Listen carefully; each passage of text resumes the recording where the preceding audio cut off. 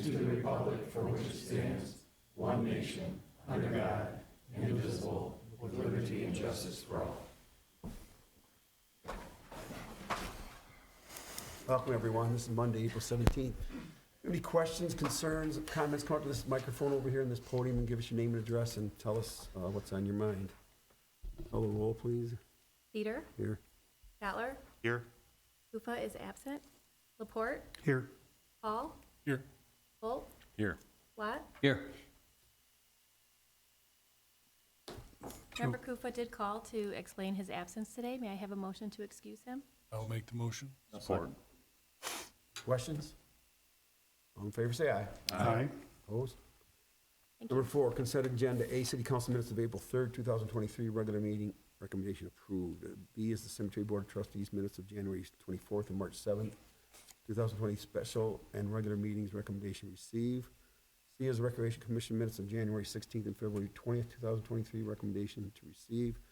And the Housing Commission minutes of February 21st, 2023, meeting, recommendation received. Motion to approve A through D as presented. Supported. Questions? All in favor, say aye. Aye. Opposed? Go to number 5. I have a proclamation here tonight. Somewhere.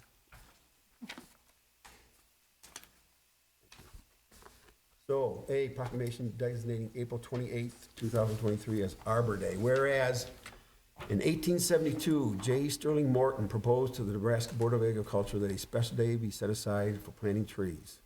Whereas this holiday called Arbor Day was first observed with the planting of more than 1 million trees in Nebraska, and whereas trees can reduce the erosion of our precious topsoil by wind and water, cutting heating and cooling costs, moderate the temperature, clean the air, produce oxygen, and provide habitat for wildlife.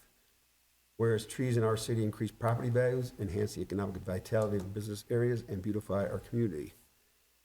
Whereas the city of St. Clair has been recognized as a Tree City USA by the National Arbor Foundation for over 20 years and desires to continue its tree planting ways. Therefore, I, Bill Cedar Jr., by the authority vested in me as mayor of the city of St. Clair, I proclaim April 28th, 2023 as Arbor Day in the city of St. Clair. I urge all citizens to support efforts, care for your trees, our woodlands, support our community forestry program. I would further urge all citizens to plant trees, to gladden their hearts and promote the well-being of present and future generations. In witness of that, I do declare that April 28th will be Arbor Day. Signed, Bill Cedar Jr.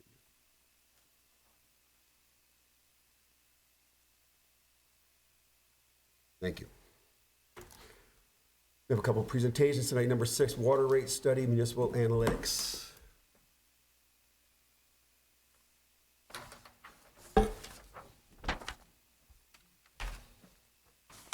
So I can either plug this in, or I think you made copies for everybody, or it's up to you. I can help you. Okay, If we can plug it in, that'd be great. that'd be great. Flash Let's drive, thank do you. that then. Council received a copy of the actual study. Okay, and I'm going to tell you there's one correction in there.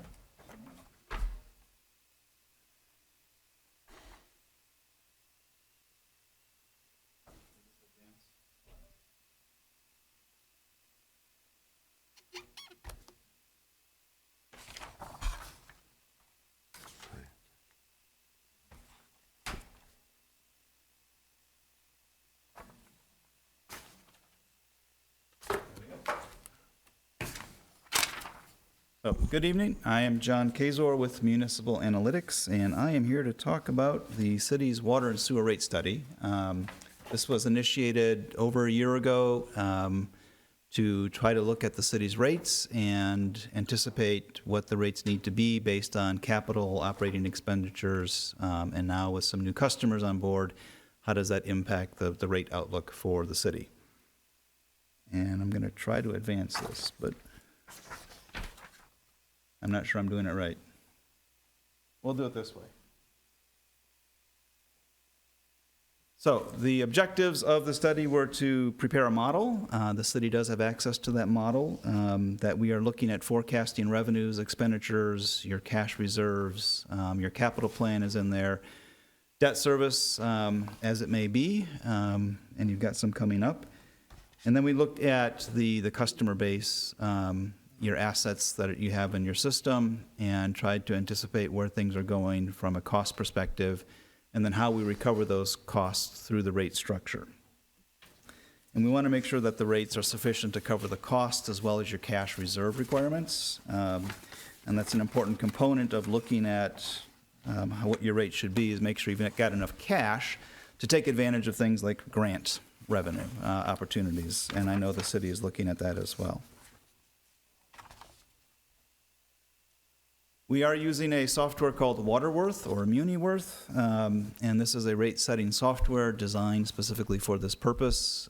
In that model, we have places for your operating revenues, your operating expenditures, separate worksheets for your capital improvement plan. We upload your assets into there from your database, as well as your billing information, your customer profiles, usage, to come up with a comprehensive model. And again, I mentioned debt service is in there. We have the option of entering actual debt service or some estimated pro formas based on anticipated debt, which is what we've done in the case for St. Clair. We also use the model to test some different scenarios, and those scenarios revolve primarily for the city around the new customers that are coming on board and how that new customer base will impact the rate requirements, especially given the investments that the city has to make on the water side. So this is just looking at your operating and capital budget for water. You will see a very obvious spike. That big green mountain there is your water treatment plant that is being upgraded. The kind of pinkish bar is the bonded debt or the loans to pay for that. And the difference between that bar and the top of that pyramid is the grant money that's expected to help subsidize that project. The total water capital improvement plan for the next 6-7 years is about $13.5 million. The biggest component of that, about $11 million, is for the treatment plant, and then the rest of it is just future anticipated improvements without any specific projects. And I'll get to that as we go through this, about the need to start identifying some future needs. And we are looking at about $7.5 million in new debt to help finance that water treatment plant. On the sewer side, a similar bump there. This one is less certain. This is your wastewater treatment plant improvements. I know there's a study being done now to evaluate the needs at the wastewater treatment plant. For rate setting purposes, we've put a number in there. We've estimated $5 million for that improvement. As you actually get the engineering numbers in, you'll have a better sense of what those costs will be. On the sewer side, we're looking at 6.5% about annual increases in operating costs. Part of that is the operating of the enhanced wastewater treatment plant and the increased flows. On the previous slide, the water operating costs are going up about 5.5% a year. So we're trying to make sure that we've got the revenues to offset those costs. On the sewer side, besides the $5 million for the wastewater treatment plant potential, there's also a few $1 million, about $3.6 million in additional capital projects that are in the rate model. Those are undefined at this point, but will need to be defined soon as you start moving forward.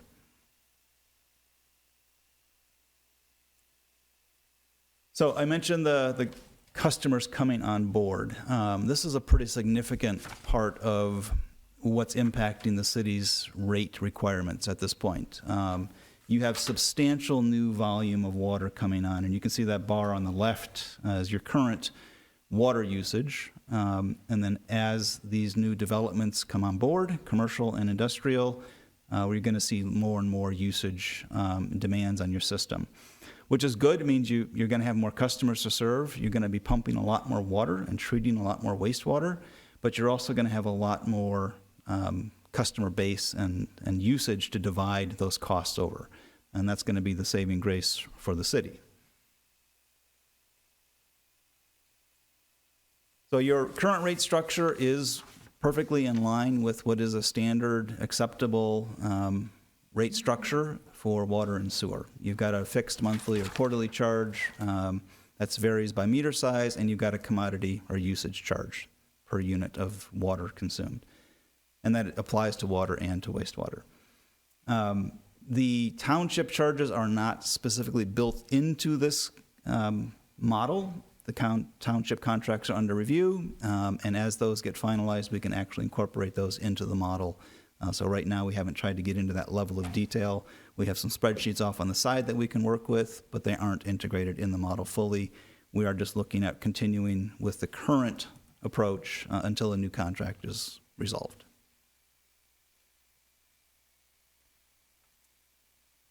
So the model, like I said, has your revenues and expenditures in it. We look at all of the expenditures in each fund and forecast those out based on assumptions, historical trends, what we kind of anticipate where things are going. We also looked some cash reserve requirements for the city's funds and making sure that we have enough cash on hand. And that cash reserve is based on about 3 months worth of operating expenditures, plus some additional reserves for capital, emergency capital needs, and for debt coverage to make sure there's always some money there to cover the debt. We looked at the debt service that we are forecasting based on what we know at this point. Obviously, the bonds haven't been sold yet, but we have a pretty good sense of where the water treatment plant costs are going. On the wastewater side, again, we have an estimate that we're looking at, and we'll try to figure out, as time goes on, how to finance any improvements that are needed on the sewer side. The rate model smooths the rates over the forecast period, which is 7 years. The model actually goes out 100 years if we want to go that far, but that doesn't really make sense. But we just want to make sure that we're always looking beyond the next few years to anticipate any large expenditures coming up and try to build the reserves to that point and avoid rate shock. A lot of this trying to plan ahead, and it talks about it in the report, is really trying to keep your rates as low as possible by always looking ahead and smoothing those rates.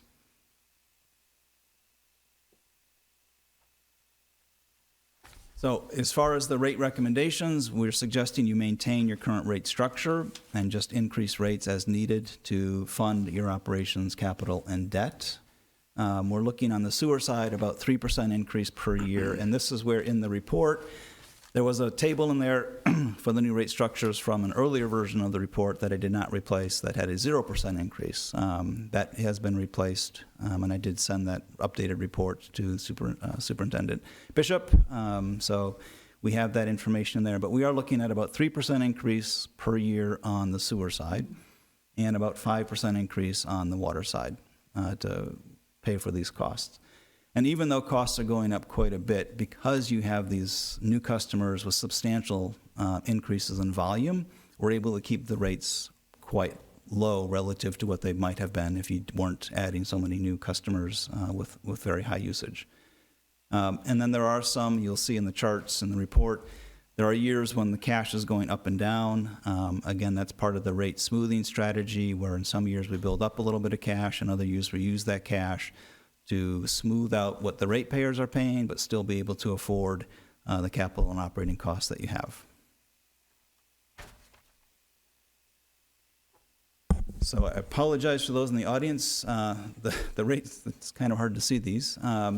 But the increases are, again, on the sewer side, the left side there, about 3% over what you're paying now, and about 5% on the water side. That's the blue numbers. These are for the 23-24 fiscal year coming up. These are the rates that are shaded in green that should be adopted to meet the requirements of the funds. Beyond that, those are just estimates at this point. As we see actual usage numbers coming in from the new customers, we'll have a better sense of whether our estimates are kind of on mark or if we're underestimating or overestimating. That will impact the rates.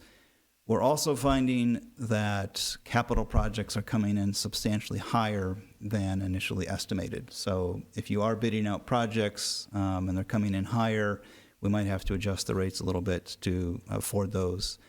If there's a large project beyond the water treatment plant improvements and the wastewater treatment plant that's in here, and again, we're looking out a few years, we might decide, rather than trying to fund some projects with cash, that we bond to, again, keep the rates as low as possible. Most of the assets that are being upgraded, replaced, or added to these systems will last well beyond the 20 years of a typical bond. So it's reasonable to say that current ratepayers and future ratepayers can help pay for that through the debt service schedules.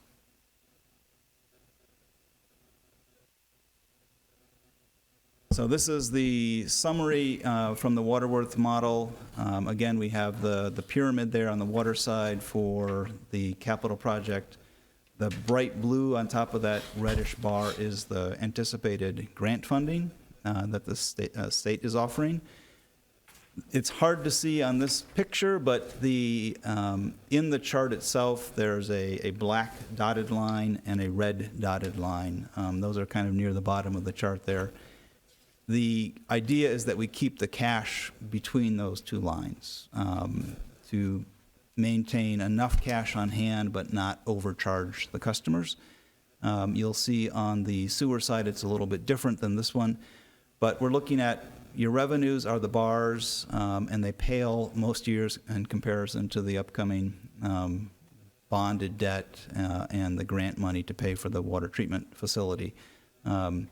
But overall, this forecast keeps the cash balance within the upper and lower bounds of what we're trying to keep the cash at, and we're able to do that with the 5% increase per year. I will point out that on this slide, it shows that future years beyond the water treatment plant project, the model includes about $400,000 to $500,000 a year in capital on the water side. Again, that is undefined at this point, but we know that you need to be reinvesting in your system. So we're using that number kind of based off of your depreciation to estimate what the reinvestment should be. Ideally, you'd have an actual schedule in place for the next 5-6 years to know what your capital plan is.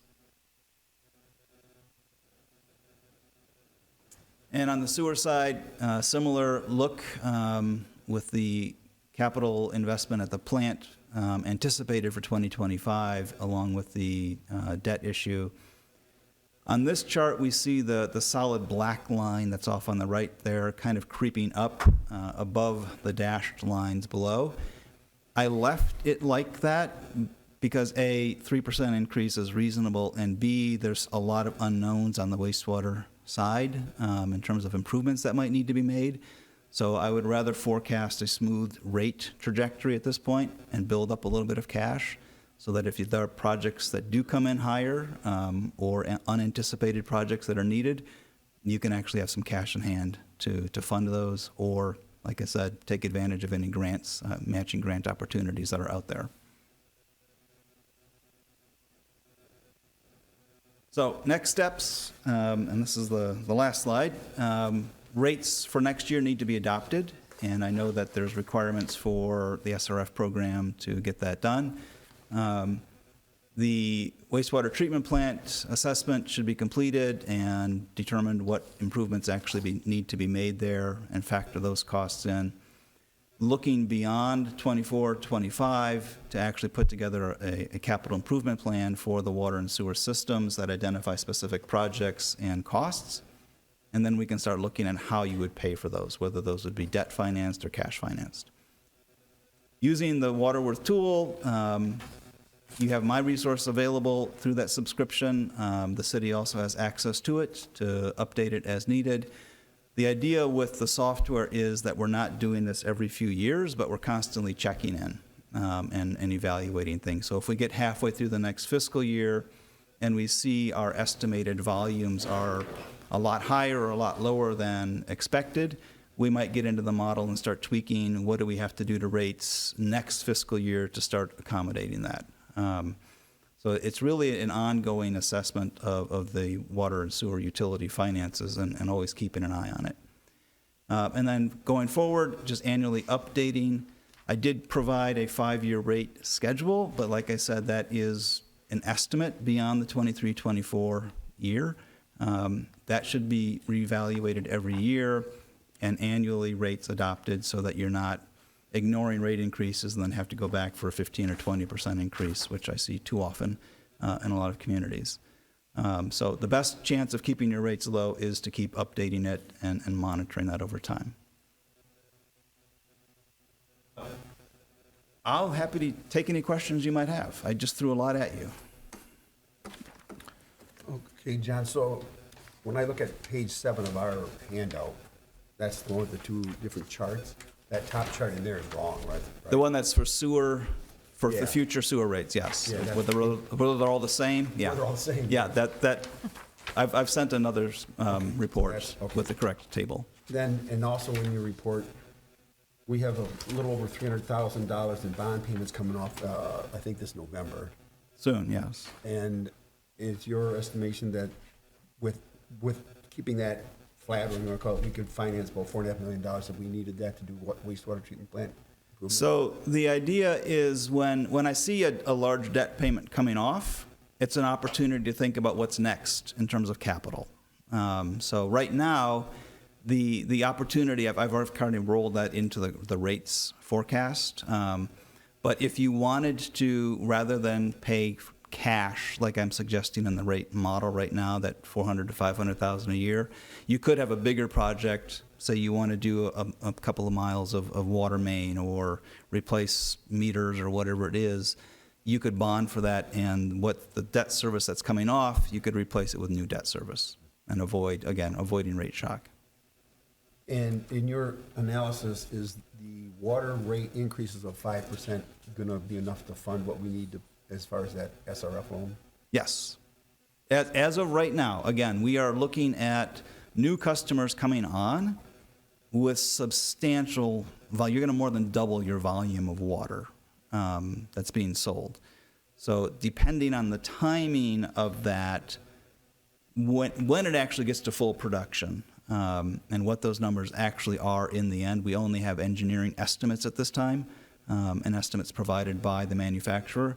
When we actually get to the point where that's fully built out, then you'll know what your usage numbers are. But based on the estimates that we have, the 5% should be sufficient.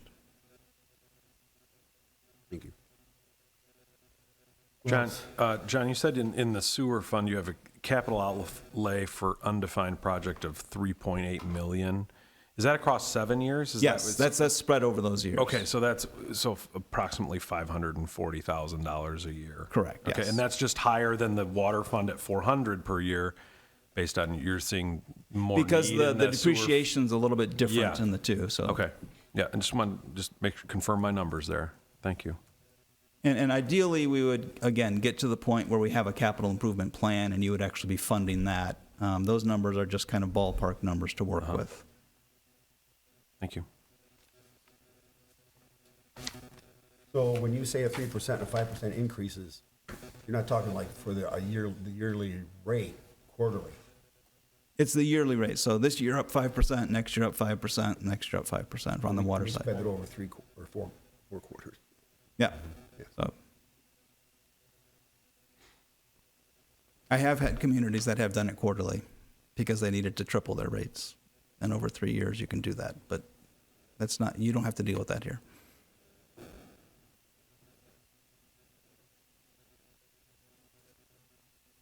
Anybody else?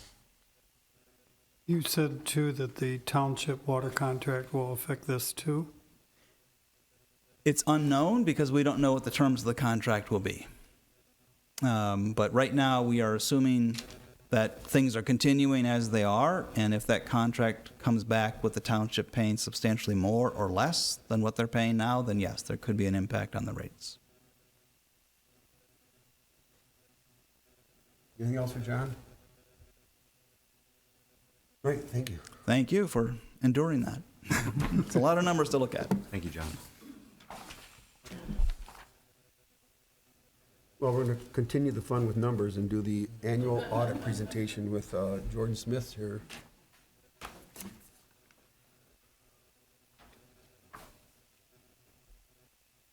Thanks.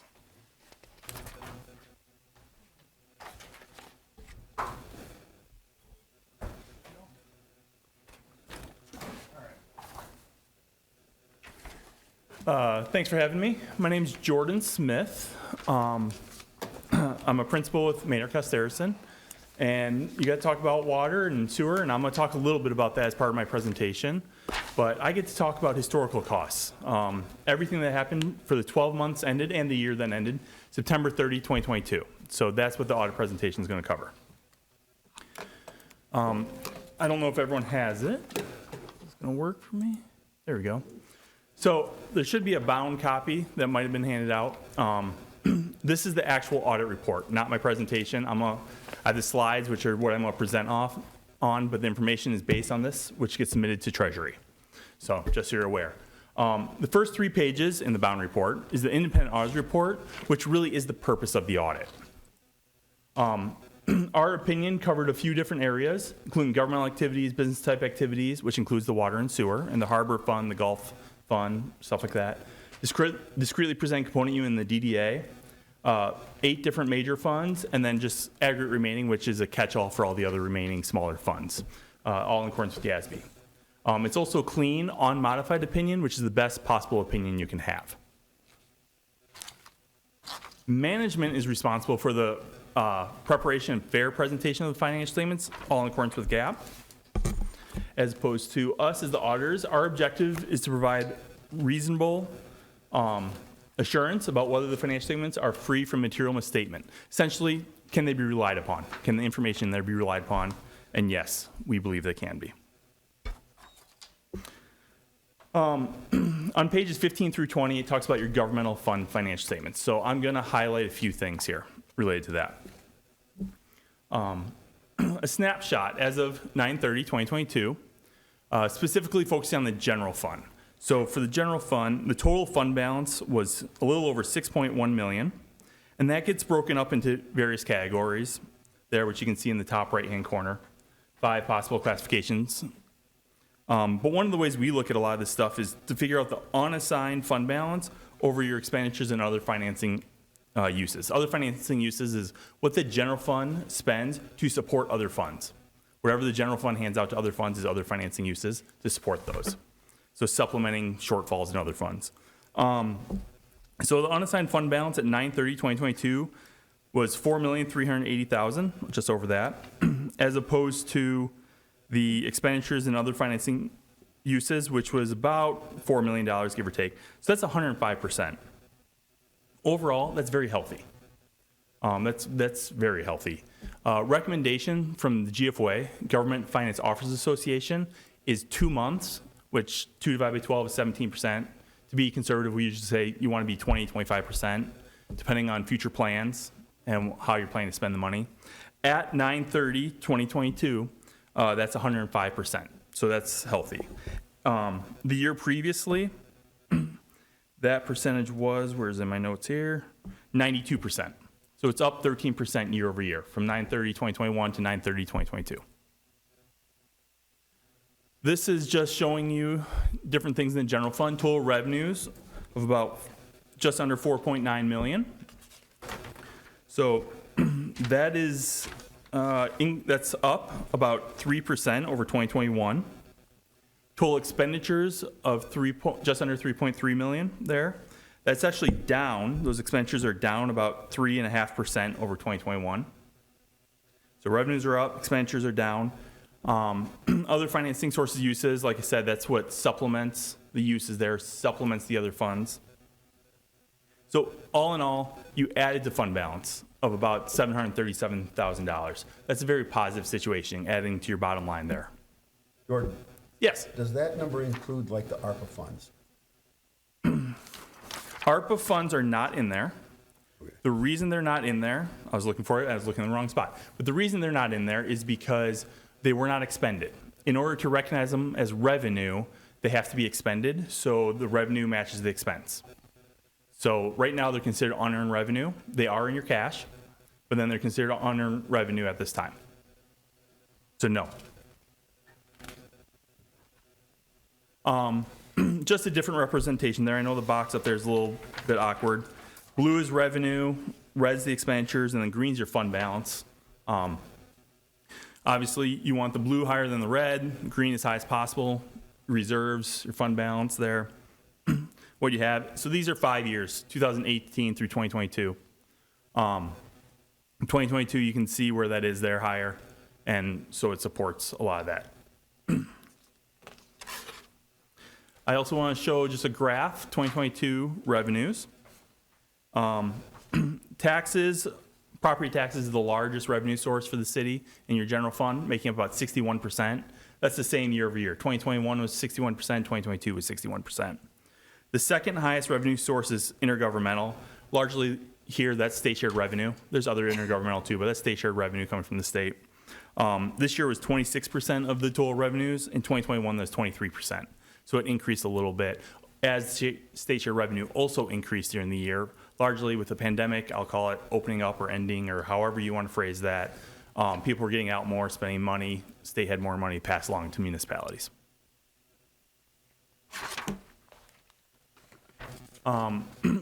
Next here is expenditures for 2022. The largest expenditure is your public safety, your police department. That came in at 32%, which is actually down 1% of 33 from the prior year. The next largest is your general government, your clerk, your city superintendent, your treasurer's office, all that stuff. That was actually up 1%, 24% over 23% in the prior year.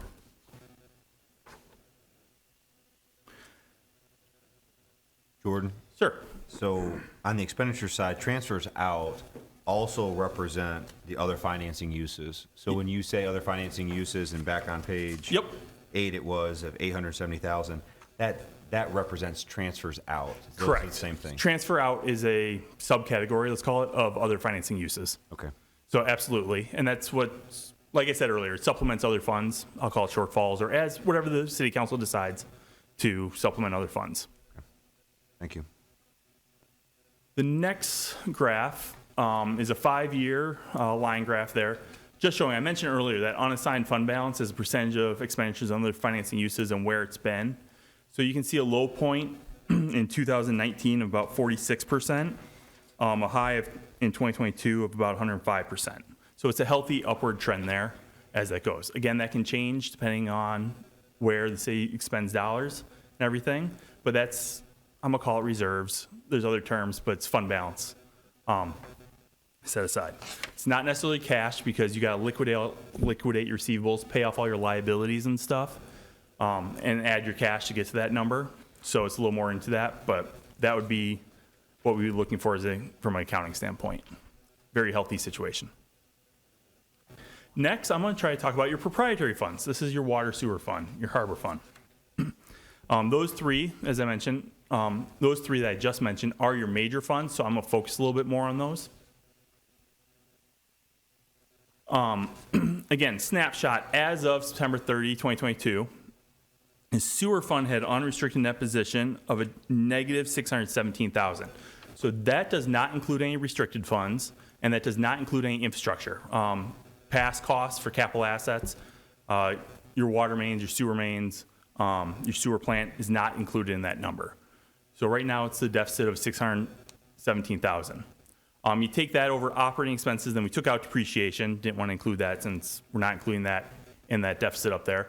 You're at about 70% negative there.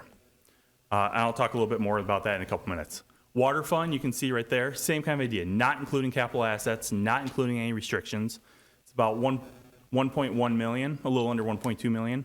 So compare that to your annual operating expenses, your 2022 annual operating expenses, not including depreciation expense. You're at about 108%. Harbor fund, on the other hand, is fairly healthy, positive $1 million. And then the unrestricted over your operating expense is about 148%. So this specifically is a sewer fund. Obviously, you don't want the red at the top. Maybe that's not obvious. You do not want the red at the top. The blue is where the total is of your fund balance, including the restricted, including your infrastructure and all of your capital assets there. And then the unrestricted is that negative, which is the red on top of that, pushing it up and over, or bringing it back down, I guess is what you're saying. The next one here, as I just mentioned, the unrestricted net position, you can see the blue line down below. doesn't look that healthy there, and I'll talk about kind of our recommendation here in a couple minutes. The red, on the other hand, that would be our recommendation. That's where you want it, is that red across the top, and then the blue is where it's at. I'll talk about, like I said, after I get through water and stuff, I'll talk about how I came up with that recommendation. So your water fund here, same kind of thing. You can see there's not much red up there, but the blue is your net investment in capital assets and then unrestricted net position. So here you can see the deficit down below the line as opposed to the minimum recommended would be the red line across for your reserves for the water fund. Finally, I'm just going to talk about harbor for a second. Harbor fund's positive. That green there is your unrestricted net position, and then the blue is your net investment in capital assets. So your infrastructure, what you've put into the harbor fund. And same thing here. I've kind of already talked about recommendations, red for the harbor fund, the blue is where you're at. So that's very, very healthy. All right.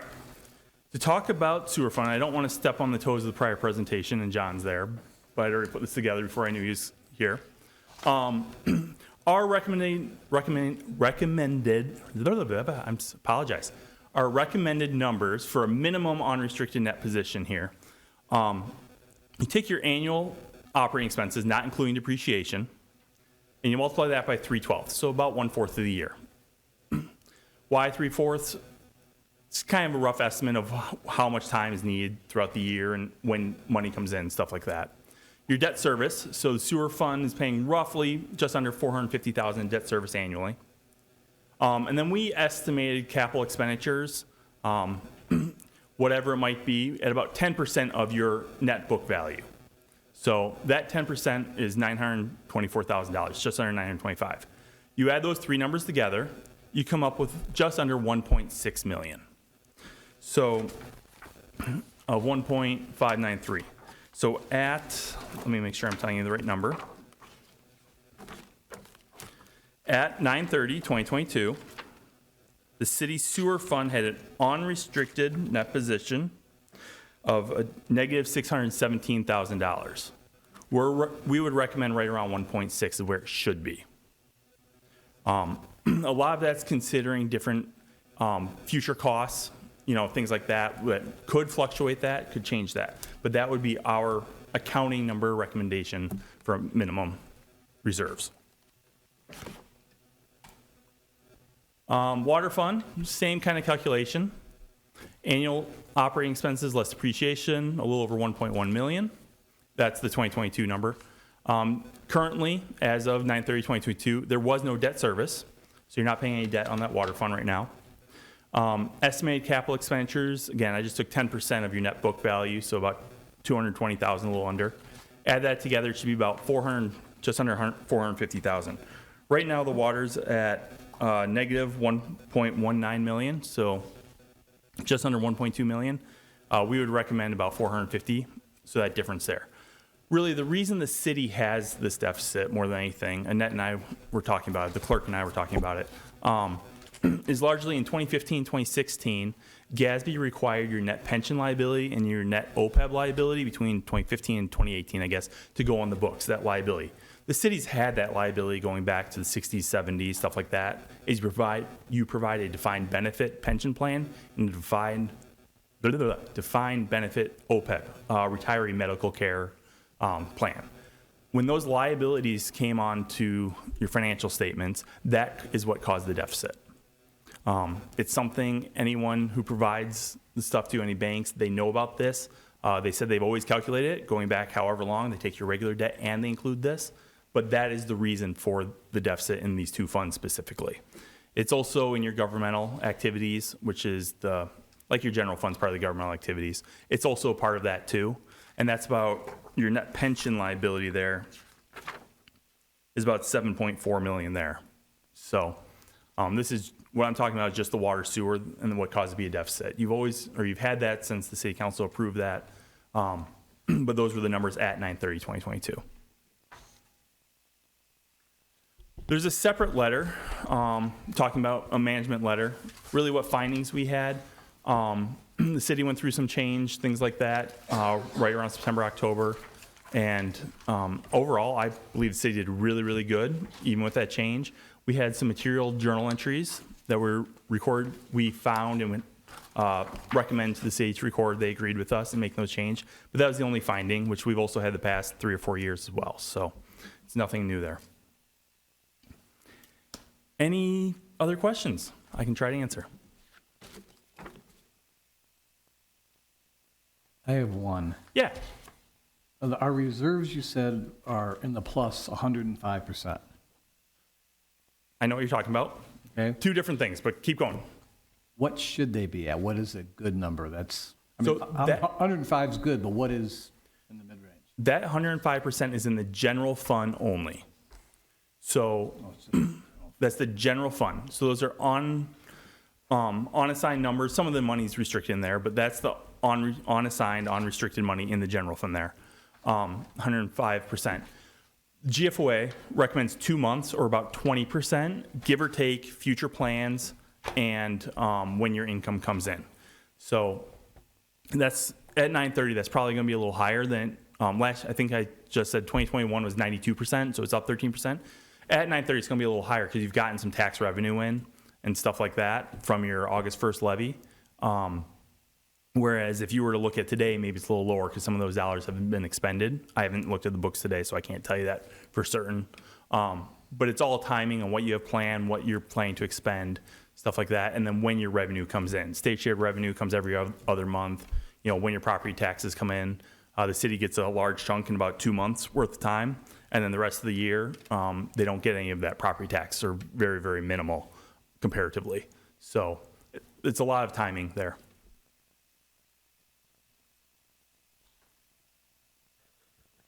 I feel like I put you through this every year, Jordan. That's okay. So I apologize. I will answer So what I when you can. say numbers like that with the water and sewer fund being the negative, Yep. when I look through this book you gave us, Yep. the water and sewer funds are not really cash negative, They are not cash negative. but what you're saying is it's a representation of the pension liability reflected in those 2 funds. The biggest portion of that negative, if not more than that, you'd probably be positive without it, is the net pension liability. So the assumed future liability that the city has, that there's a lot of assumptions that go into that and stuff. And this year, it's probably a little higher, that liability, because during 2022, the stock market was down. And so I'm assuming, the city probably lost money as a result of the market being down. However, other years it's up, which offsets that somewhat. And I'm going to use the example because this is what I used earlier. I apologize, clerk, but I'm going to use you. She's whatever age, she's expected to live based on the assumptions to be 88 years old. I don't know if that's true. I'm making that up. But the city is going to have to pay on that pension until that point. So that liability takes all of that into it, assumptions and estimates to deliver that liability number. Expected living and go ahead. Jordan, was it taken into consideration that the water treatment plant, wastewater, so the sewer and water funds, that those employees moved from a defined benefit, which is a static number year after year after year, to the majority of them to a direct contribution? It would all depend on the timing of when that occurred and stuff. So this is based on your actuaries provide you evaluation. Right. We looked that over for reasonableness and everything, see if there's any glaring errors. But I'm not an actuary. I'm an accountant, and I apologize, but it's extremely different than what I do. So we rely on their information. And do you know if their information is a year in the rears, or is it current to the? I can tell you. Okay.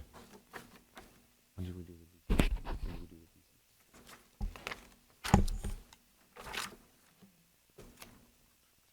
So the pension information through MERS is as of December 31st, 2021. Okay. So it's 9 months in arrears because MERS requires everything to be 12/30/2021. Your OPEB, if you care, is not in arrears. That's as of 9/30/2022. Okay, and the only reason is that when the contract was renegotiated and roughly 20-some individuals left the defined benefit at the October 1 negotiation of 2020. Yep. And so I would just wonder if all those numbers reflect now that defined contributions are now cut off for all new employees and now direct contributions, which changes the game. If it was in substantially. 2020, I'm going to assume yes, it was. Okay. And you're right, that does change the game a lot for all that fluctuates. But I would have to go actually look at the actuarial report and stuff like that to tell you definitively.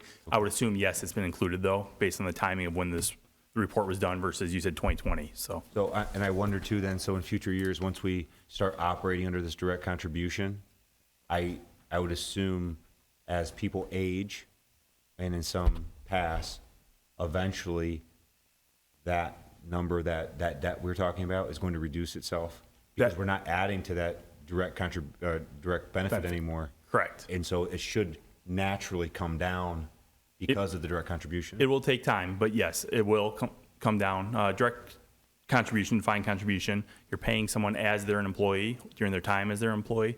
Defined benefit or whatever is after they've retired is then you're paying them. So Okay, that's largely the difference there. okay. Thank you. I'm still a little confused. Now, okay. our net pension liability, you said, is 7.4 million. So you said that the sewer and the water, that underfunding would be drastically reduced or look better for us without that 7.4. Could you give me a number, something, what that would look like? What is it really, if it's not really, because it's affected so much by the net pension liability of 7.4 million? Okay, so two things there. The city as a whole, that 7.4 million does not include water or sewer. That 7.4 is all your other funds. So I thought you said it affected the liability, though. it does, but not the water and sewer liability. That's the governmental. So it could be in the way I'm saying it and understanding it, stuff like that. The city as a whole, their net pension liability at 9/30/2022 was $10.6 million. On page 13 of the actual bond report. Yeah. The share for water and sewer is just under 3.2 million. So sewer in particular, so I'm not including OPEB here, I'm only talking pension, is the net pension liability at 9/30/2022 is $1.5 million. The deficit, the unrestricted net position deficit is 617,000. So the difference there, I mean, you put it is about $2.1 million is what I'd tell you, give or take. That's for the sewer fund. The water fund would be, if I'm doing my math right, about 2.8 million would be that difference. And again, that's not due tomorrow or anything. It's a long-term liability. But I also think it's, personally, we're trying to make sure, we've been trying for years, just so you're aware, but make sure city councils are aware and everything like that of that liability that's out there. It is a type of debt that you have to be aware of.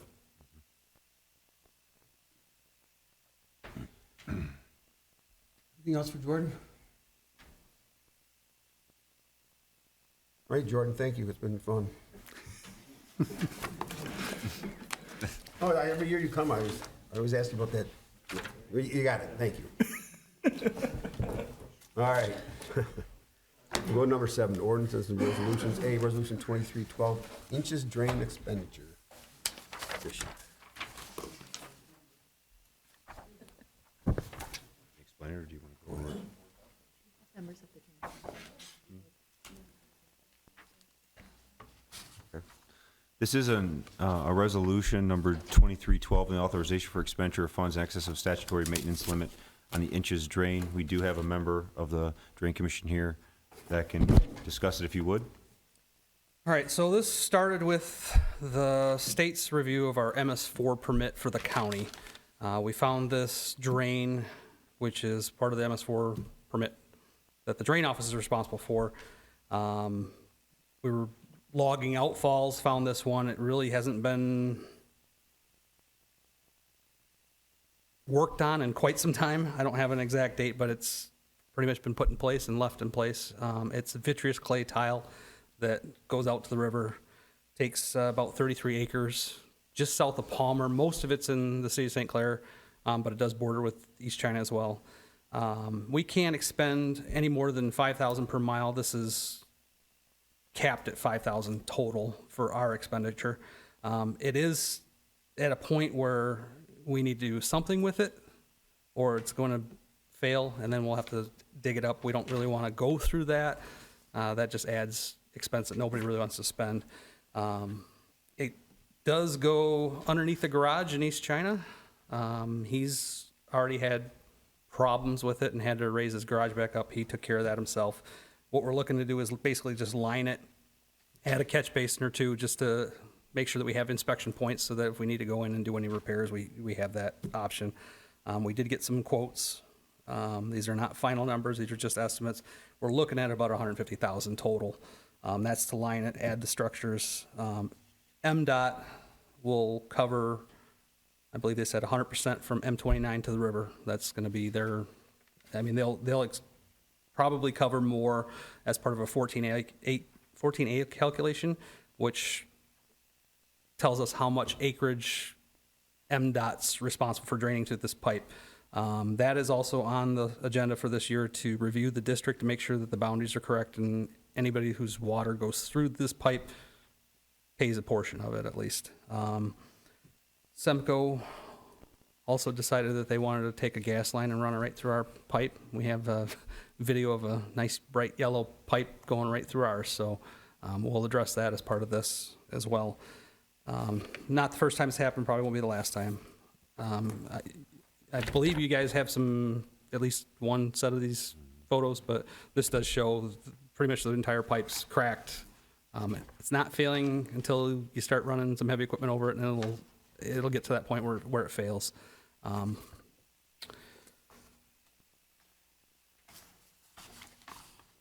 We can spread the assessment over 10 years as part of maintenance. I think what we're looking to do is basically just get in here, line it, and walk away from it. And I think if we line it, it won't need to be touched probably for another 20, 30 years. So that's our plan, is to just try and get it in under a lower expense at this point before it becomes a bigger expense, and not worry about it so much. So Can I get your name, please? my name's Tony Eutzis. Tony? Yep.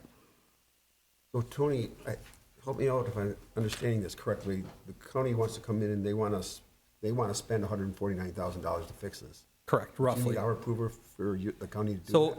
anytime we expend more than the annual maintenance limit, which is $5,000 on this drain, we would have to have a resolution from each township affected by 20% or more of the district. And so East China was 20%, and City of St. Clair is also 20% of the district. As far as the at-large would go for the city.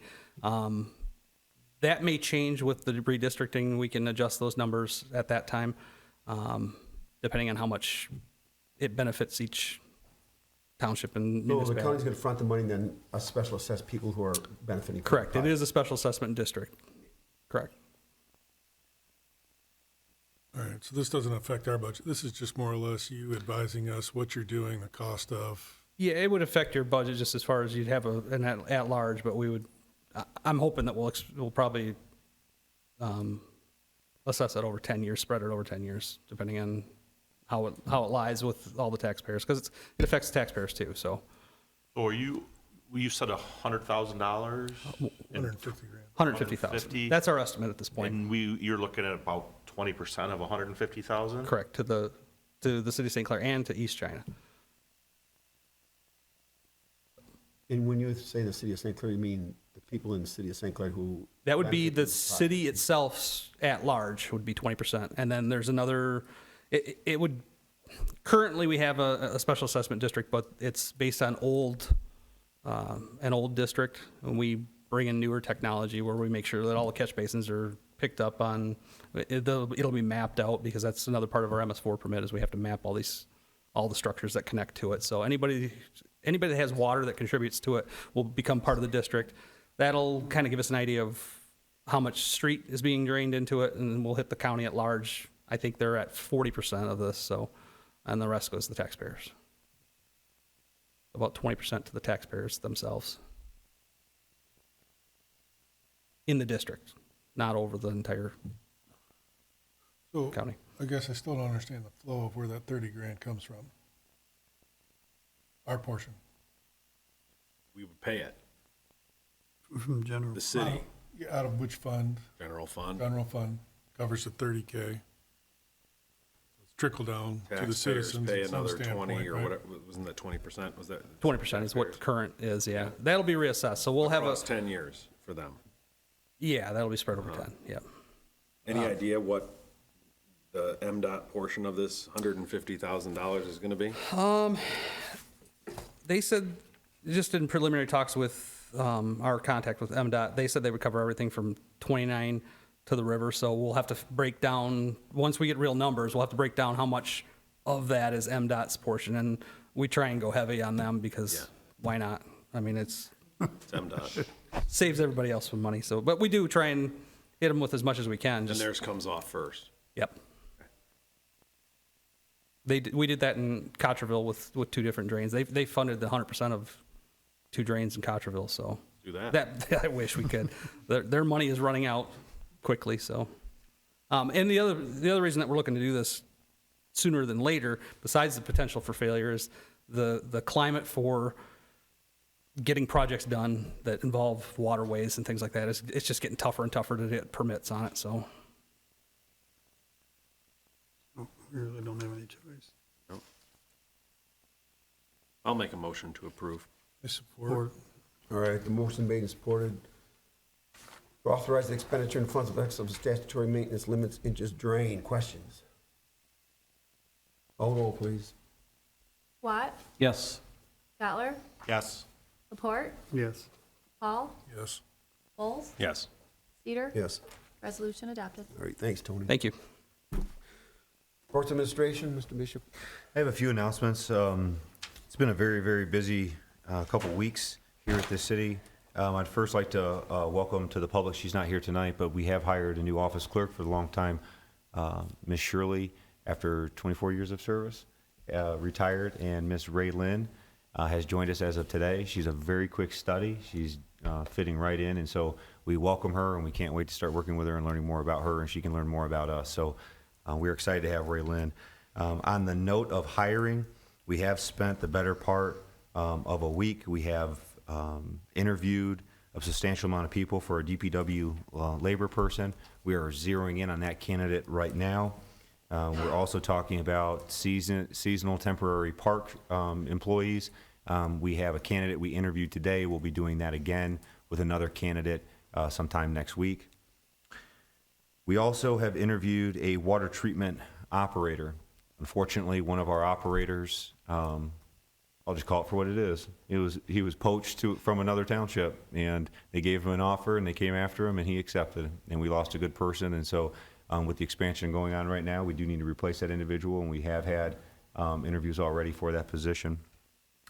We're also looking at the wastewater treatment plant and finding somebody. Our supervisor right now, Jeff Chambers, is essentially doing the city a huge favor by coming on for the amount of work that he does because he holds a certificate for it. I would like to mention, if anybody knows the Ruff family, William Ruff from Richmond worked there at the wastewater treatment plant, and then again for the city of Port Huron. We were courting him. We were hoping he would come along. Unfortunately, he passed away unexpectedly. If you know the Ruff family from Richmond, if you want to reach out, send their blessings. This was not something that they had planned or saw coming. Unfortunately, we lost a good individual who probably would have filled in quite nicely, but as fate would have it, we're not going to have that opportunity. But the candidates that we are interviewing and we are getting to know, very, very impressive so far. We have been working alongside Fishbeck. We have finally submitted our draft plans and engineering plans for the water treatment plant. Eagle, they are a great organization when things are running smoothly, but when they're not and they require a lot of things from you, it can cause a lot of extra work. Eagle has required that the city produce something called a cross-connection plan. Cross-connection plan is basically the backflow regulation. If you have an irrigation system, we have to have a documented plan with SOPs built for those backflow preventers. That is not something the city had. We do now, and we have satisfied Eagle within a very short amount of time. My hat goes off to Tom Fountain at the water treatment plant. He worked extremely hard. We put things together. We had a plan formulated, and he definitely came through. You'll see many people right now. You might have been late to the meeting or got lost on the way in because of Kearney Drive. However, this too shall pass. This was a complete collaboration between the school district. I will mention Suzanne Saibula. She was very, very easy to work with as we formulated a plan because it affected Gearing Elementary. Not only did we work with Raymond Excavating, I would like to say thank you to Chief Raker for putting out signage and answering her call to get the traffic flowing in the right direction. But a complete effort between the schools, police department, the city, and the contractor. It's going to be a mess for a little while, but we will get through it. Absolutely. Last thing is that there has been some time spent on examining city-owned property and its future best usage. And what I mean by that is we take a look at our map, we see what we actually own, and we determine what is ultimately the best usage for those properties going into the future. And we're doing that. We're doing that due diligence right now. That's all I have, Mayor. Any questions from Mr. Bishop? What's our timeline for hearing back from Eagle? On the improvement and permits? Yeah. Right now, it's May 15th. All permits need to have been submitted, and we will have a turnaround, however long it takes them. So in the May, we'll have done our part, Okay. and by then, it's then a response to issue the permit. Any idea for them? I would, they're moving pretty quickly because we've had this on the table for some while. I don't want to speak for them, but I'd be really surprised if we got into June and we had, Oh, okay. had some So we're talking indication. weeks approximately. Because they're just waiting on those Okay. final documents. Yep. Awesome. Thank you. You're welcome. Else? All right, Mr. Attorney, have anything, Jim? Nothing this evening, Your Honor. City departments, and now you have something on there? Yes, just a couple things. The annual joint meeting of City Council, Planning Commission, and ZBA was held April 12th. That meeting is not required, but a best practice for efficiency. Holding the meeting also benefits steps towards our certification as a redevelopment-ready community, so thank you for those who could attend.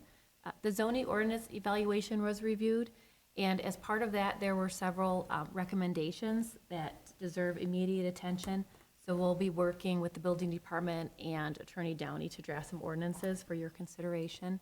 There was no action taken that day, but out of that, the recommendations we're going to act on. In tandem with Arbor Day, Cargill has generously donated over 200 trees to the city for use and distribution. Thank you, Cargill. Those will be available to residents this week on Thursday and Friday between 10 and 2 here at City Hall. First come, first serve with the initial limit of 2, but as you know, the week goes on, if we have extra, we'll put that out there on social media and let people know that they're available. And lastly, even though there are no elections in 2023, as of right now, several changes from the passage of Proposal 22-2 implemented a lot of new things for us to implement, including 9 days of early voting along with Election Day. So this will require a lot of additional supplies, equipment, training materials, workers, and I'm trying to get as much squared away now as I can in preparation of 2024 presidential election year. So when you see election expenses coming through, that is what that is for. I'm just trying to get as much done now as I can and crossing my fingers it doesn't change after I purchase all of these things. But just trying to get everything in order. That's all. Thank you. All right, D, authorities and boards, committees. I have something, Mr. Mayor. Yes, sir. Is it my time yet or not? The Recreation Commission and Teresa Hawkins would like to invite everybody, the community, down to Pine Shores Golf Course tomorrow night at 6:30. It's a recreate Clutcha Park.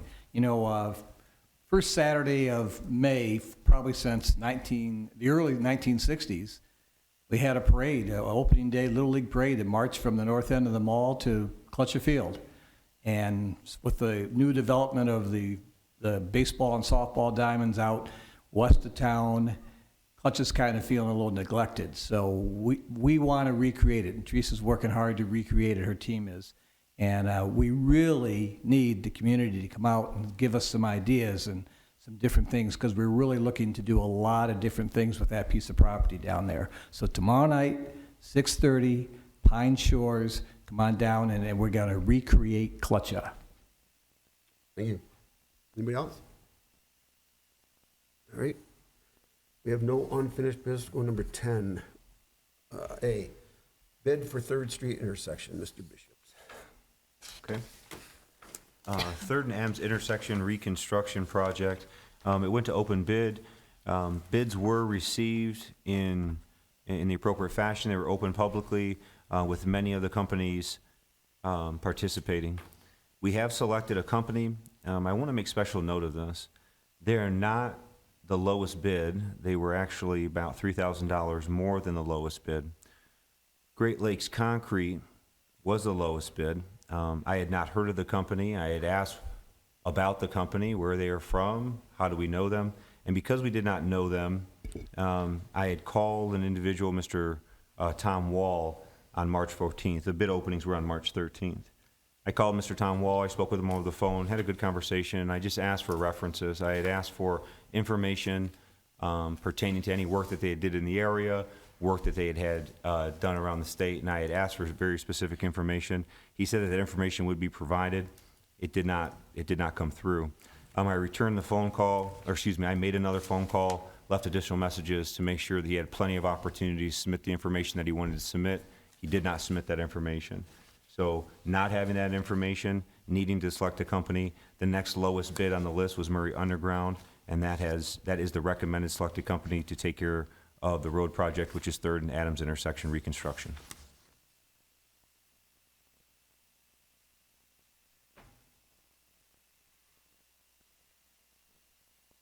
All right, thank you. So we'll need a motion to award the bid to Murray Underground to the sum of $53,380. So moved. Second? Motion made, supported, questions? What's the scope of the work here? Have we seen this in here? I just miss it. Oh, there it is. Oh, thank you. Never mind. I did read it. Thank you. I'm good. Any other questions?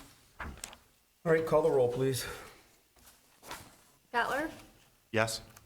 Laporte, Yes. Paul, Yes. Bowles, Yes. Swatt, Yes. Cedar, Yes. carried. All right, thank you. Let's go to C award, no, I'm sorry, B, award bid for 2023 local road resurfacing. Mr. Bishop. Okay? Again, the bids for local street resurfacing in the city of St. Clair, we have put together around 10% of the local roads that would be resurfaced. Again, the bids were published, submitted. We took them in due form. We opened them publicly. And of those 9 companies that submitted, TG Prees was the lowest bid at $320,197. And we have, as I mentioned before, we have roughly about 10%, which matches last year's amount that was accomplished within the city. Now, we do have excess funds. We have 2 sources of funds that funds roads in the city of St. Clair. We have a millage, and we have Public Act 51 money. Millage is locally produced through taxes. Public Act 51 money is state money, which is the state of Michigan gives local municipalities. So we have not covered the full amount that we're allotted. As of right now, we have $320,000 planned for construction, with more to go. I'd like to make a motion to table this to our next meeting with the request for a special meeting to address which roads, what our plan is for the full $880,000 and how we're intending on spending it this year. Yeah, I'll second that. All right, the motion made and supported to table the proposed award bid for 2023 local road resurfacing. Was that the contract that we had the issues with on the other projects that we did this last year? Yes. It was. This is the contractor that did North 2nd Street and Highlands. That's correct. Yeah. I have not been impressed with that work. I think it's below the quality of work that we should expect for the amount of money we're spending. That road already needs to be, North 2nd already needs to be repaired. So I can't vote yes on anything right now without seeing more depth about how this is going to happen, who's going to be in charge of making sure that this road is installed correctly. I have real concerns about using that contractor as well on this project. So who would actually be the inspector then? Yes, if that was the case, then what we need to do is have construction administration as part of the road project. The call that I would make would be to AEW and Ryan Kern to ensure that inspection of the road is done before, during, and then before completion and final payment. We've used pre's before, and I understand what your concerns are with Second Street, the cracks and all that, but we have used pre's quite often, actually, and they usually come through with good work. And I'm not saying that means it's always good work, but I'm just saying that if you're going to build a road, sometimes there's going to be some hairline cracks in it. I understand that we want to talk about this and we want to be part of the process and all that, but we have our DPW director, our superintendent work on this for 4 months. And I'm not going to, I know I'm going to be the minority in this big time, but I don't want to table this, but I do want going forward that the council continues to meet and lay out plans for roads. But if we table this and we come back and change this scope of work, we have to go to rebid, which could take at least 2-3 weeks.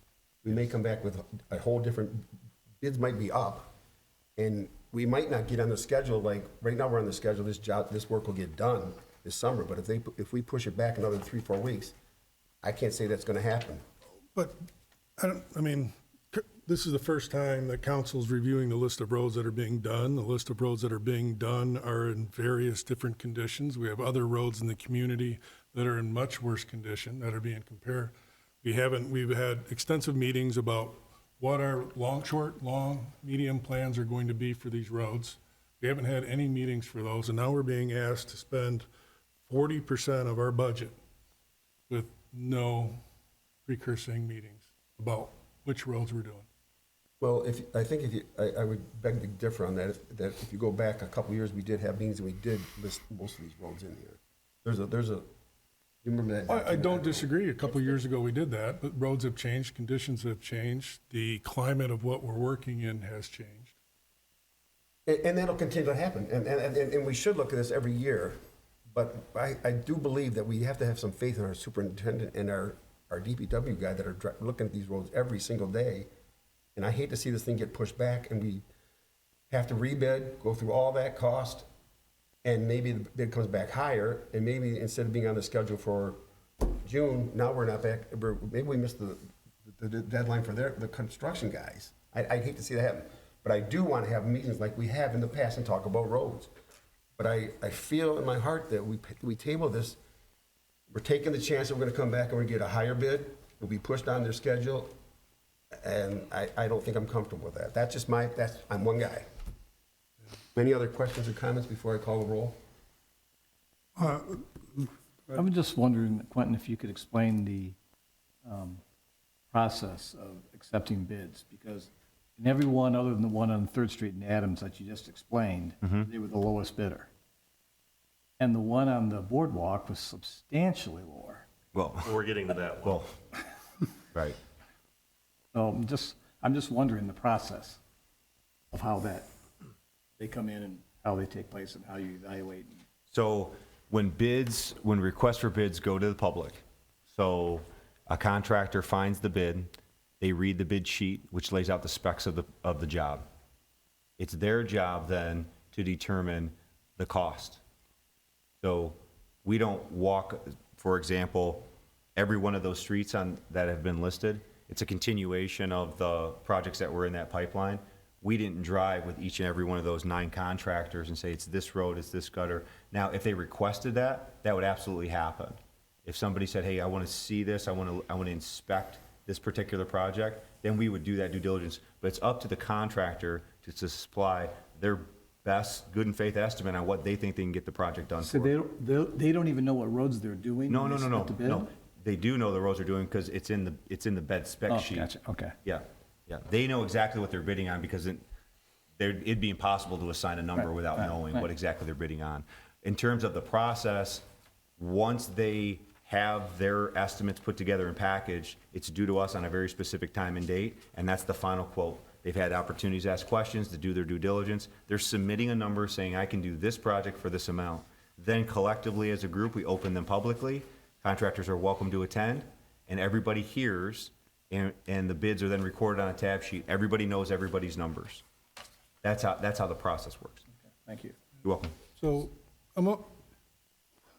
So you're asking in good faith, we approve 40% of our public act and millage money for local street resurfacing, based on what Bob Beath has advised on a Pazer study that's several years old, that has roads that don't indicate as failured in red, but are in orange and whatnot. So his advice, he's not here to speak to it.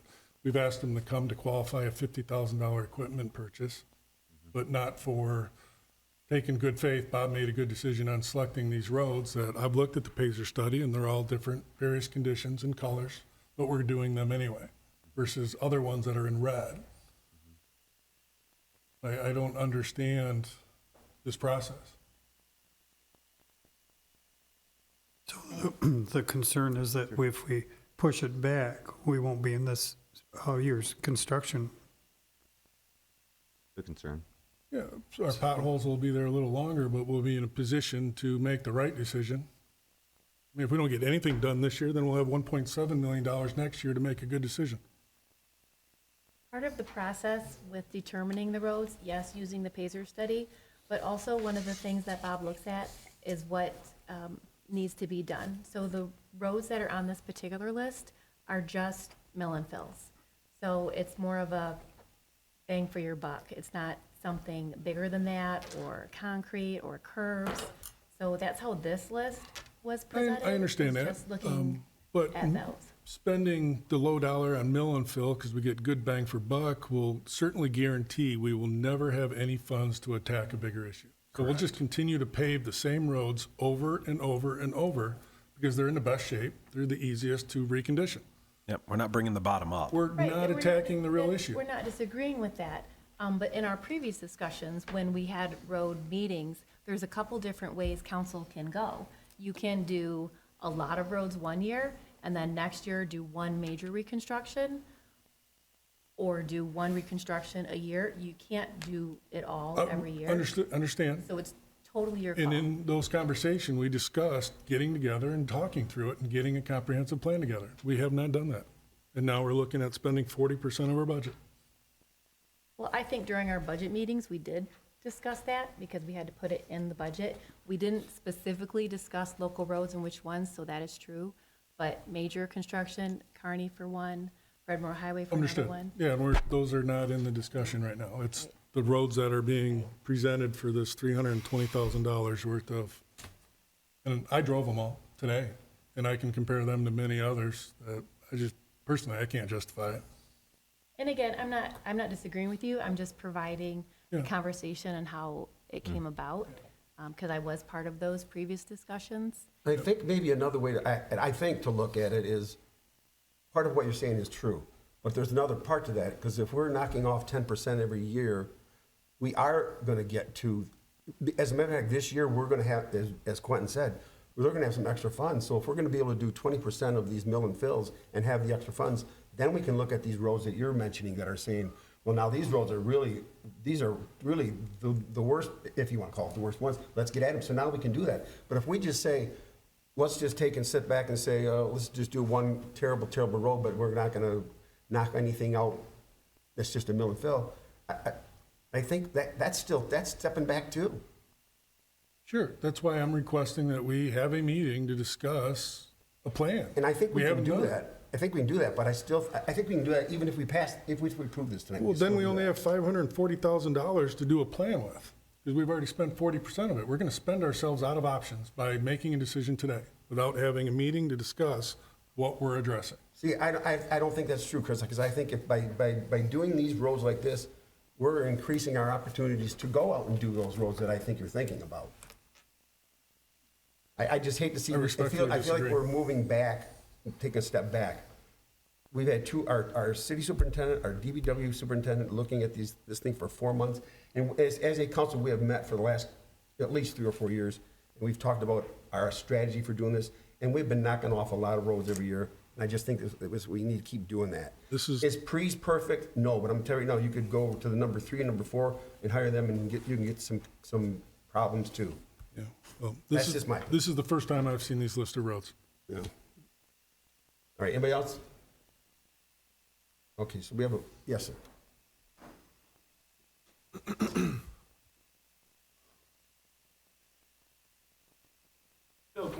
1374 South Riverside. How many bids were there actually that the city received?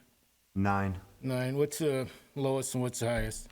Lowest is $320,197. The highest is $475,032. And then what roads exactly are we doing? There are 10% of the roads.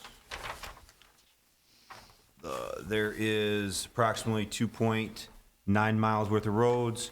For example, Robinson, 6th to 9th. We're looking at Robinson, 9th to 10th, North 10th, Vine to Bard, Waterloo, Bard, Royal, 2nd Street, Vine to North, 2nd Street. I said that. North Delano, South Delano, Victoria Court, and then the cul-de-sac at Victoria Court. Right. And I agree with Councilman Volts. I don't care who does them, but we need somebody out there to test this when this stuff's being put down. Somebody to test it, inspect it, and make sure it's done right. If we're going to do it, we don't need to be going back a year, 2 years later and repairing them. Now, until you come up with a system how to make sure that they're done right, I don't think you should spend any money on the road. Because if you get what we got on 2nd Street, you're just throwing our money away. And if you got a plan who's going to keep an eye on these contractors, I'd like to know it before you vote on it, or come up with one. Because what happened over there is unacceptable. And to put tar in the cracks is unacceptable too. That 2nd Street and Benedict should be remilled and redone. Thank you. Anybody else? I expect an answer on how we're gonna inspect this work and test it before, what's the city's protocol on inspecting this road work when it gets done, other than? Essentially, it's hiring a contract administrator like AEW to inspect the work, and their role. AEW going to, because obviously AEW didn't inspect 2nd and Benedict, correct? No. Last year. I don't think they were. They did after we requested them to. After the fact, they went and looked at it. They told you it was bad. But my question is, when you put a road down, you have inspectors there. Why they're doing it? To make sure it's done right, the compaction's right, the temperature's right on the asphalt, the milling's right. Are we doing that? And if we're not, why not? Thank you. You asked for others, I have a question. Can you give us your name and address, please? My name is Hunter Wendt, I live on Jackson Street. I agree with the councilman who made the motion to table. We were here less than 4 months ago and asked if the city has been deciding what roads are going to be repaired, and you all said no. Tonight, you're telling us you already were deciding it 4 months ago. You had your people out deciding where to go. But you told us at an open meeting that you had no plans, nothing's been discussed. Now you come in here with a plan to fix certain roads, and the cadre in the middle hasn't even told council what was going on. This is bizarre. All of council should be involved in the decision about repairing the roads where the taxpayers are driving every day. On an unrelated matter, I guess, I would be happy to have a road as good as Kearney in my neighborhood, but I don't. I don't know why you're repaving Kearney. Maybe you can tell me. I have an opinion. Why are we repaving Kearney? Let me take Are that. we doing it for the plant? No, this project was in the books apparently in 2020. So as it was bidded out and prices came through, we were awarded a certain amount of money. MDOT came back through and said, if you'd accept this project, it's going to cost you X. How much will it cost the city? $300,000 in matching funds from MDOT. That still doesn't answer the question. Why are we doing it? Because it was a project in the pipeline, and it took them that long to finalize. Why plans. was the project designed in the first place? That's a perfectly good road. I drive it a lot. I don't understand. I drive my road and I got to put a helmet on so I don't hit my head on the roof. That road is fine. I don't understand. I have a theory. We did the intersection of Moore and Kearney, and we've done the intersection of Range and Kearney. Why? I have a theory, but I don't want to particularly say it out loud, but I have a theory. I would just assume, you want to save that road? Put a no-through truck traffic sign on that road. Let all those trucks from the new plant go north to get on the freeway. let all these trucks from the gas plant turn left and go on Moore to the freeway. They don't need to drive down Kearney. That road would last another 15 years without the major kind of repair you're trying to do. So anyway, I would support the motion to table until there's a public discussion about the roads. Thank you. Anybody else? Quentin, when did we receive the quote for the local street resurfacing? March, I believe it was March. Wasn't it 13? Was it 9th or the 10th? March 23rd. 20, well, when did it go out? Give them 2 weeks, or did we give them a month? Usually it's about a month, Yes. but they were due on Thursday, March 23rd. Yeah, they were opened up on the 23rd at 11. I mean, I'm assuming we've got time to table for one meeting with quotes are valid for X amount. Like, I'm asking for a special meeting to discuss this. I honestly don't see any jeopardy in losing a bid on a street. I mean, if that's the case, then we need to be questioning what we're doing. Well, what'll happen is if we meet and decide to change anything, we'll have to rebid it. We'll have to- Yes, we'll have to- If it and changes maybe we won't decide to change anything, I don't know. Right. My request is that we get a group discussion of what we would like to do and what makes sense. That's what I'm asking. That's why I made the motion to table this, so we could have a special meeting as council, sit down, discuss it, come out with a unified answer of what makes sense based on the information we have in front of us, so we can speak to that if questioned. Can I assume, or can I ask you, if we have our special meeting and we proceed as planned, once we all get on the same page, well, is it gonna mess up the bids as we have them if we don't change anything in 13 days? If the scope doesn't change, no, it should not change. If the scope does, and there's added work, the other 9 bidders who lost that bid would have a legitimate cause to grief. So if the scope doesn't change, it's really, if it's passed, then the very next phone call would be to TG Prees and say, it was approved, carry on, right, and begin the process. So, if the scope changes, then it's gonna have to go back to bid. Yeah. But if it doesn't change, we're okay. We're okay. Right, anything else? Okay, call the roll, please. This is the motion to table. Would the motion to table include anything about the special meeting and accepting the low bid? Or do we want to do that separately? I would separate them. Okay. Okay, so the motion is to table the approval of the award. Laporte? No. Okay, so the motion is to table it, so. Paul? Yes. Volz? Yes. Watt? Yes. Stotler? Yes. Cedar? No. Motion carries. All right, thank you. So we will table that, and I'd like to make a motion for a special meeting. I would suggest next Tuesday, which was 25th? 25th, thank you. I'll second. you want to 6 stick to your o'clock. time? 6 o'clock? 6 o'clock? Tuesday, the 25th at 6 PM, special meeting to discuss local street resurfacing. All in favor, say aye. Aye. Opposed? Okay, 25th, Tuesday, 6 PM. All right, do we need anything else with that? No? All right. C is award bid for municipal building roof repair. Mr. Bishop. Okay.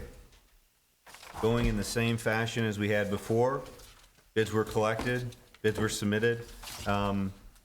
We had 2 separate projects. I'm going to talk about them in conjunction because the same contractor was awarded, unless you want me to separate them. But the roofing repair on the municipal building, really, there's 2 things happening here. There's a shingle section and a flat roof section. And submission of the bids, they were sent into the city. Everybody turned them in on time. They were open publicly. Reasonable Roofing was the low bid at $88,168. The high bid, it makes it better. The high bid came out of Source One Construction, $117,550. Reasonable Reasonable Contracting was awarded or has been recommended to be awarded that work.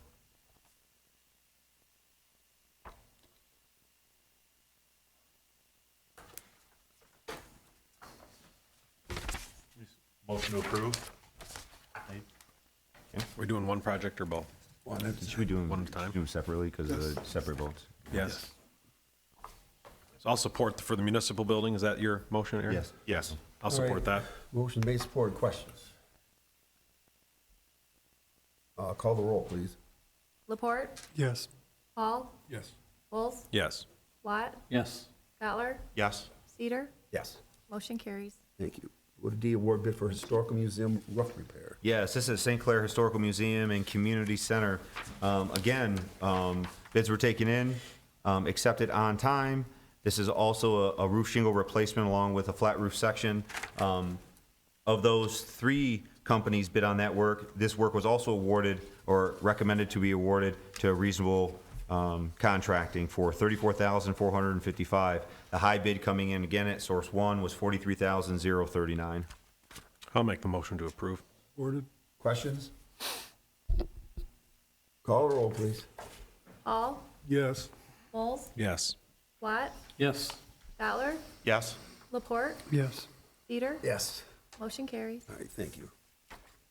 E is the bid for Palmer Park Boardwalk maintenance. Okay, so this project was to do washing, staining, sealing of the boardwalk. Again, we accepted bids, and we actually accepted bids from out of state. How that happened, I'm not quite sure why somebody from Kentucky would bid on our work, but they did. So it must be, some of our bid solicitations must be making their way into a public forum of some sort, but a group from Kentucky submitted it. I don't quite think they knew exactly what they were bidding on. They were almost 4x higher than the lowest bid. The recommended bid came from Maynard and Sons at $8,000 even. It is quite a difference. So I'll take just 2 seconds. Congressman, maybe one day. Councilman Watt, you had asked what's the biggest difference. Maynard and Sons has performed this type of work before for us. They know exactly what it entails. I do not think Dual, Prime Rinse, or Wavewood Services knew the extent of the job and exactly what it entailed. Everybody had the opportunity to come, visit, ask questions, do the due diligence. I think that is the major separation because Maynard and Sons has performed that work. So we have prior. his Maynard. We have in the past, yes. Oh, he did. It says though on this bid that we are going to provide the stain, right? Are we providing all of the products for this then? And what kind of cost are we expecting for that? Great question. Therese, could you answer that? We are just purchasing the stain. Just the stain. All the materials used to apply it is included in the bid. Okay. And we're estimating that we need about 25 gallons. This is a historical question, but did Maynard do the work last time that this was done? Yes. Okay. They also did the work in front of the Voyager. They're very reputable. I guess I'm on the same high horse tonight, but I was not impressed with the work that was done last time. It was not rolled out evenly. The stain was not mixed properly, and so the heavy part of the stain was you can tell where every bucket ended on that boardwalk. When you go walk it, you see where they left up because the product was not mixed properly as they applied it. That's a concern to me. It's aged quicker in spots than it should have because the product was not put down correctly. Maynard's done good work for us at the community center, but I'm not impressed with that work that was done there. Have we historically always provided the material, and was our scope of work written that way? Yes. So the other bids that were triple are, they weren't Absent of stain. including it either. Right. Okay. Who picked the spec for the stain? Like, are we doing that, or is it? Don't know. Teresa, Originally, when we did the boardwalk in 2019, and Trace, can you come up here so people at home can hear what you're saying? Thank you. we consulted with the building department, Dee Bollier, and Bob Beath on the selection of the stain. It's a TWP product 100 series and then it is a color, pecan color. Yeah, that's all the pigment is it wasn't mixed properly, so the pigment is uneven as it goes along the boardwalk. You can go down and see it. I walk it every morning. It drives me crazy. I did talk to the Maynard and Son, and they did, we're trying to verify that when we order that as much as possible, that the paint is coming from one lot. And he did ask if, again, the bid was awarded, that we we tip the buckets over until the product is applied. So he's aware of it also. Yeah. Okay. Good. What year was it done last? It was done in 2019, and then it was we're doing it every 2 years. And So that's we're on the 2 years. what we expect to do is like, it's not like the product's failing and we're getting 2 years out Right. of a 5-year product. It's That was what we recommended when we installed, and we're trying to keep that recommendation going. He did also do the work in front of the Voyager. I was happy with it. okay. He's done some work at the harbor also. Yes. Do we have a In motion? our parks. We do not. No, we have no motion. No? All right, then, if you're comfortable with that. Got one in the Oh, I'm back. sorry, yes. We doing all the boardwalks down Pine River, down Blake's parking lot, downtown, Not What was that paid again? for. doing all the boardwalks. Boardwalk see. down Pine River, boardwalk in Blake's parking lot, boardwalk downtown. It's listed on the bid as Palmer Park. Palmer Bill. Park. Excuse me, Bill, can you come up and ask your question on the microphone so people can hold them? Teresa, you can sit down if you want. If we need you Thank back, you. we'll bring you back. Bill Quinn, 137473. I just wonder if we're doing it all, doing boardwalk down Pine River, down Clinton, and the boardwalk that we got Mike's parking lot, and the boardwalk in Palmer Park. We got a lot of boardwalk. Are we doing it all? Are you talking about the Voyager parking lot? No, I'm talking about, and up Pine River. No, it's just Palmer Park Right. that this bid is for. Do anything with the other boardwalk, They, let them go. there was also a bid for it to go around, and I haven't accepted it yet. I did get a copy of it. It was priced separately. It was priced separately, around the parking lot that I have. It's not part of this bid. I just wondering why we don't do it all, when we're doing it.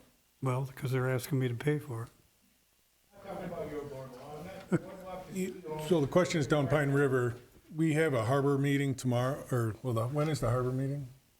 They're usually on Saturdays. Right, so and Mitch isn't here. May 13th. All right, so Mitch isn't here to be able to speak to it. I'm sure we can get an update next time on what the plans are for the entire north wall, that entire area that's gonna go through. It's some- total renovation. and Correct, that is- yeah. So I don't know the details. I know that they've got some things going on, and unfortunately, he's not here to be able to answer that question.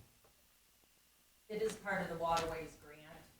If that grant is approved, it probably will be a couple years out before the boardwalk replacement.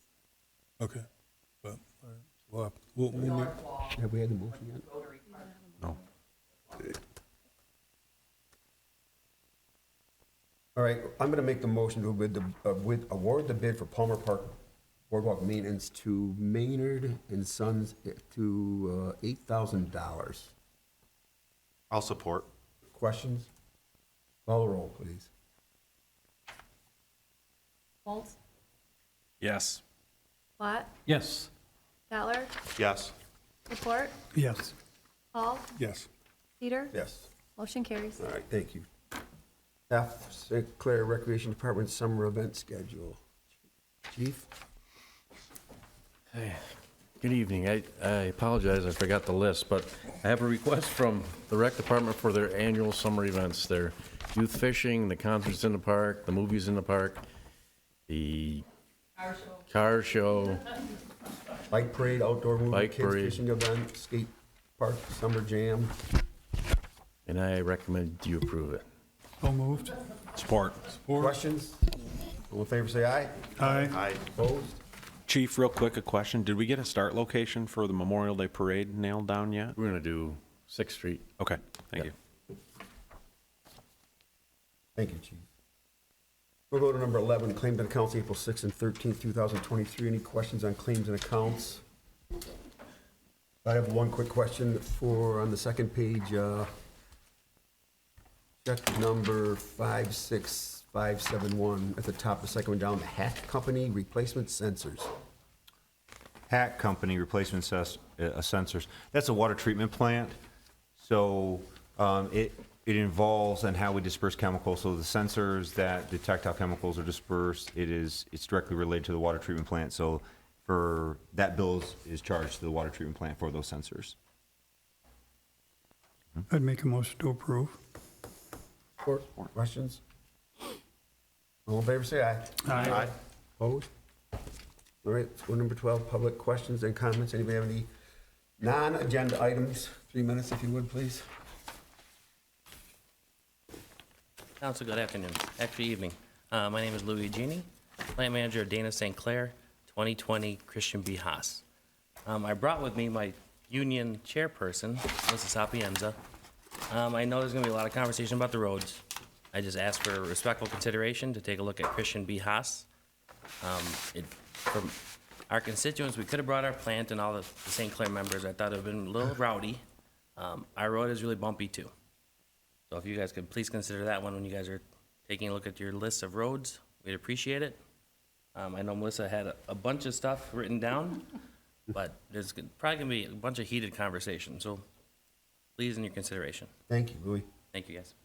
Thanks. So I've worked for Dana for 16 years.